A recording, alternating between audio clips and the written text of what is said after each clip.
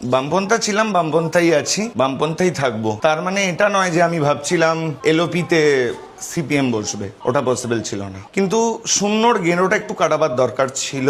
এখনো যা রেজাল্ট দেখছি 1-2 ইটস এনাফ। কিন্তু একটাই জিনিস, মমতা ব্যানার্জির বিদায়, আরো বাজেভাবে বলছি ডাইনির বিদায়। অনেকে অনেক কথা বলছে, আমাদের যুব ভাতা, যুবশ্রী, কন্যাশ্রী, কিন্তু আমি ওইসব নিয়ে কথা বলবো না।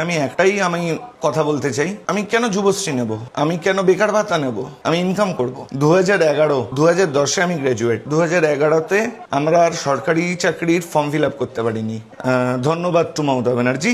আর এবারের আরো ধন্যবাদ মমতা ব্যানার্জি, রেজাল্ট মোটামুটি কাছাকাছি চলে এসছে। সবাইকেই তো সুযোগ দিয়েছি, একটু বিজেপিও পাক, নাহলে 5 বছর নয় তো 10 বছর, অসুবিধা নেই। কিন্তু তৃণমূল আর নয়। এই সরকার এত অপমান করতে পারে, এত কষ্ট দিতে পারে, এত লোককে বলতে পারে ডিএ দেবো না, ঘেউ ঘেউ করো না, এইসব বলতে পারে, এইসব সরকার আর নয়। কয়েকজনদের ডিপি গায়েব হয়ে যেতে পারে, এটাও বললাম। নর্মালি আমি এইসব পার্টি পলিটিক্স নিয়ে ভিডিও করি না, আমার পছন্দ নয়, কারণ আমি নিজেই হায়দ্রাবাদে থাকি, জাস্ট ওয়েস্ট বেঙ্গলের অত্যাচারে। কিন্তু আমি ওখানে ভালোভাবে সবকিছু করি, কিন্তু এখানে হয়তো এবার পারবো, আবার ফিরবো। মমতা ব্যানার্জি বলেছে পরিযায়ী শ্রমিকদের 5,000 টাকা দেয়। মমতা ব্যানার্জি কিন্তু নিজে বসে দেখেছেন যে ওখানকার পরিযায়ী শ্রমিকরা কত টাকা পান? আরেকজনের নাম নিয়ে বলছি, গর্গ মুখার্জি নাকি ওই বাংলা পক্ষ, খুব দৌড়াদৌড়ি করেন। কুয়োর ব্যাং হয়ে থাকবেন না, সমুদ্র বা গঙ্গায় নামুন, সাঁতার কাটুন, বিভিন্ন পরিস্থিতিতে নিজেকে হ্যাবিচুয়েটেড করুন। কুয়োর ব্যাং হয়ে ঘুরবেন না।